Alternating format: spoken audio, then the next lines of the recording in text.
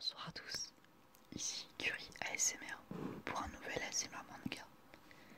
Et aujourd'hui nous allons parler de Fairy Tail sous la demande de Nicolas Beleskis, qui d'ailleurs est un de mes tout premiers abonnés. Donc un grand merci à toi pour ton soutien et un grand merci à vous tous en général. Comme à mon habitude, je vais commencer par lire le synopsis de Fairy Tail. Dans le royaume de Fioré, il existe parmi le commun des mortels des hommes et des femmes qui manipulent la magie. Ils sont appelés mages. Pour mieux contrôler des guildes, des endroits où des mages se réunissent font des travaux afin de gagner des joyaux, qui est la monnaie de Fioré. Ces joyaux leur permettent donc de vivre quotidiennement convenablement. Parmi les nombreuses guildes disponibles, une d'entre elles fait particulièrement parler d'elle, que ce soit par les actes réalisés par ses membres, mais aussi et surtout par les dégâts matériels provoqués par ces derniers à chaque mission qu'ils effectuent. Il s'agit de la guilde de Fairy Tail. L'histoire se focalise donc principalement sur les missions effectuées par une des équipes de Fairy Tail, composée de Natsu, qui est un chasseur de dragons, Lucie, qui est une constellationniste, et Happy, un chat bleu, qui peut parler et se faire pousser des ailes pour voler. Ils seront ensuite très vite rejoints par Erza Scarlet, qui est un mage chevalier extrêmement puissant, et Greyful Booster, un mage de glace. Alors, Fairy Tail, ça fait énormément polémique de par son fanservice, c'est ce qui fait le plus polémique, et de par le fait que son scénario devienne de plus en plus creux, et c'est un fait. Je suis désolé pour les fans de Fairy Tail, mais le scénario au fur et à mesure des années devient de plus en plus creux. Et c'est dommage parce qu'au début on a vraiment quelque chose de bien. Au début, donc dans les premiers arcs, on arrive vraiment à suivre quoi, et sans être lassé ou quoi. Surtout donc jusqu'au 11e arc on va dire. Bah c'est vraiment nickel, enfin je trouve, à part quelques petits épisodes un peu HS, un peu inutiles et du fanservice en trop. Finalement jusqu'à l'arc 11 on a quand même vraiment un super manga. Donc pour ceux qui ne savent pas, l'arc 11 c'est l'arc de l'île de Tenro, et c'est vraiment l'arc qui aurait dû, je pense, clôturer le manga. Alors c'est vrai qu'on a une fin ultra sinistre pour un manga qui lui est très comment dire, très joyeux quoi. Mais bon, je pense que ça aurait été mieux parce que vu comment ça continue, bon après c'est Hiro Mashima qui décide de continuer, je pense que on en connaît bien les raisons, mais ce qui est dommage et ce qui bouffe une bonne partie du manga, c'est quand même son fanservice. Alors pour ceux qui ne savent pas ce que c'est, le fanservice c'est mettre en avant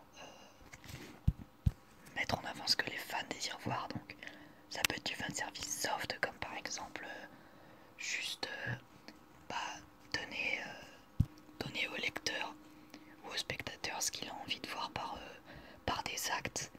Mais dans Fairy Tail c'est un fanservice qui est placé sur les femmes en fait.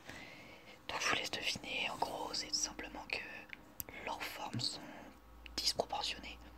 Et le problème c'est que Majima l'a dit lui-même dans une de ses interviews, c'est qu'il dessine pas forcément ce qu'il a envie. Il dit je dessine des femmes à forte à mesure, on va dire, disproportionnée, tout simplement parce qu'il dit qu'il a envie, parce qu'il va, excusez-moi je me perds dans mes mots, parce qu'il donne ce qu'il pense que le lecteur a envie de voir.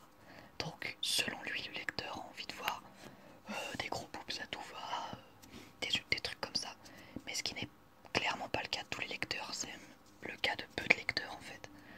Donc c'est vraiment dommage, mais bon, maintenant ça fait partie de Fairy Tail et on peut plus reculer entre guillemets. Parce qu'en fait le problème c'est qu'au début il y avait du fanservice, mais il y en avait franchement peu quoi. Je veux dire, c'était pas gênant, ça pouvait même amener à des scènes assez drôles, mais là maintenant c'est carrément devenu une habitude. Ce qui est quand même dommage. Pour revenir dans les points négatifs, enfin pour continuer pardon dans les points négatifs, donc j'en avais dit, je l'avais dit plus précédemment, le scénario qui commence vraiment, enfin qui perd vraiment de l'intensité quoi, c'est vraiment creux maintenant. Alors en gros pour faire un résumé court, on a le premier arc, donc l'arc Macao. Le premier arc, voilà, sympa, ça te donne envie de voir la suite du manga. deuxième arc, l'arc Daybreak. Pareil que pour le premier, ça te donne envie de voir la suite du manga. Après bon, on a plein d'arcs inutiles. Donc ensuite on a l'arc Tour du Paradis, la très bonne arc. Oh machin, arc Horatio Tensei, c'est tout là, tout ça, ça reste très bon et c'est toujours facile à suivre. Après donc on a forcément l'arc Île de Tenro. Donc là c'est cool aussi parce qu'on a une fin très sombre, complètement décalée de Fairy Tail. Et ça c'était hyper cool. Et vraiment hyper sympa à suivre. Et après on a les 2 ans plus tard. Alors les 2 ans plus tard c'est assez spécial, donc pour ceux qui n'ont pas vu le manga, c'est après l'arc de l'île Tenro en fait. D'ailleurs c'est pas 2 ans, c'est 7 ans. Désolé, je crois que j'ai dit 2 ans, je sais plus, enfin bref on s'en fout. Après l'île Tenro, le truc c'est que une bonne partie de la guilde de Fairy Tail s'est fait tuer. Et de par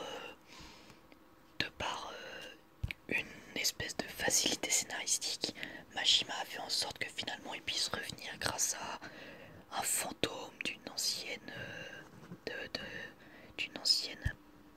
d'un ancien maître de la guilde finalement, pour les faire revivre, etc.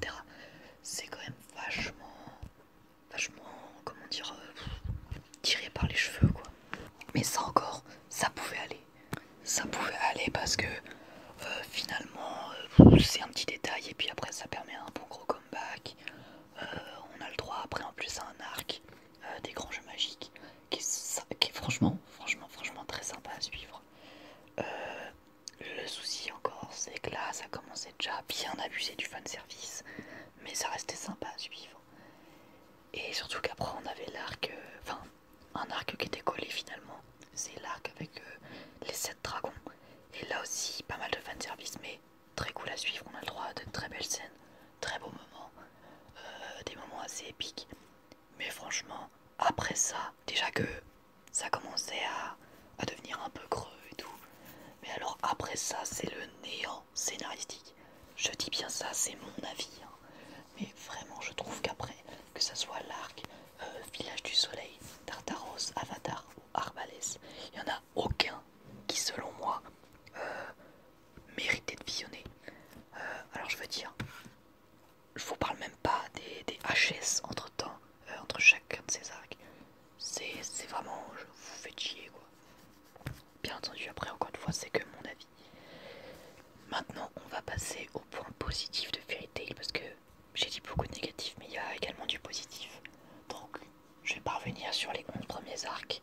C'est vraiment des arcs, comme j'ai déjà dit, vous vous ennuyez pas quand vous les regardez. Globalement, vous prenez du plaisir. Et surtout, le gros point fort de Fairy Tail, c'est ses musiques. Alors, c'est du rock breton, je crois, mais ça colle vraiment hyper bien. Ça va dans des scènes super épiques et des fois vous pouvez voir des scènes vous dire mais c'est pas possible, enfin, c'est trop bien quoi. Et cette musique fait vraiment toute la différence.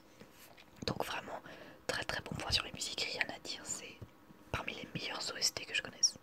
Ensuite, donc bah forcément comme je l'ai dit précédemment, les combats sont là pour la plupart vachement épiques.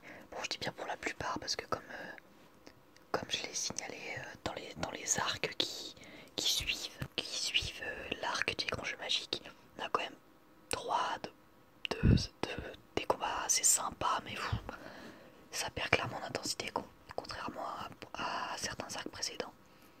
Donc dans les 11 premiers arcs, de très beaux combats accompagnés d'une super musique toujours. Et un autre point positif qui peut paraître tout bête mais on n'y pense pas souvent, enfin on n'y pense pas assez finalement, c'est le concept de base de guild avec des missions pour gagner des joyaux. Au début on peut suivre Lucie qui finalement est dans la guilde parce qu'elle rêvait d'y entrer, mais du coup ça lui permet de gagner des sous pour payer son loyer. Et ça mine de rien c'est bien pensé, parce que ça faisait part aussi d'une part de quotidien chez les membres de la guilde. Et puis même le côté solidarité dans la guilde, tout ça, ça peut paraître un peu neuneux, mais franchement c'est super cool. Pour conclure, on peut dire que au début Fairy Tail était un manga extrêmement sympa et extrêmement bien à suivre, ça faisait partie de mes anciens mangas préférés. Quand j'avais découvert ça, bon ça date, j'étais vraiment jeune, ça m'avait tellement plu avec les combats, les musiques, les scènes complètement épiques, ça m'avait vraiment plu. Mais après, comme je vous dis, plus ça avançait, plus on perdait en intensité. Donc ça c'est vraiment dommage. Les 7 ans après, vraiment, c'était... C'est là qu'après on a les arcs les plus longs et les plus chiants finalement. Et ceux qui sont moins sympas à suivre. Donc voilà, l'abus de fanservice fait que ça gâche bien l'œuvre, franchement. Donc si je devais lui mettre une note finalement, je pense que je lui mettrais 11 sur 20 à peu près, mais c'est vraiment rien comparé à certaines notes que je pourrais mettre à d'autres animés quoi.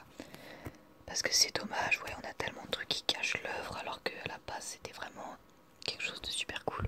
C'est pour ça qu'il y a plein de fans d'ailleurs et que bah finalement il y en a de moins en moins, des gens qui changent d'avis, qui se disent que finalement c'est peut-être pas aussi bien que ce que c'était avant. Dans tous les cas, je m'excuse auprès des fans de Fairy Tail, mais c'est vrai que comme on dit, les goûts et les couleurs ça ne se discute pas. Gardez bien en tête que pourtant je suis un ancien grand fan de Fairy Tail. Donc si maintenant ça me plaît plus, c'est qu'il y a une raison. En tout cas, moi je vous remercie beaucoup d'avoir écouté cet ASMR, j'espère qu'il vous aura plu. N'hésitez pas à me dire de quoi est-ce que vous voulez que je parle la prochaine fois, bien que j'ai beaucoup de propositions. Je suis désolée, je peux pas toutes les faire rapidement, mais j'essaye vraiment de donner au maximum. En tout cas, merci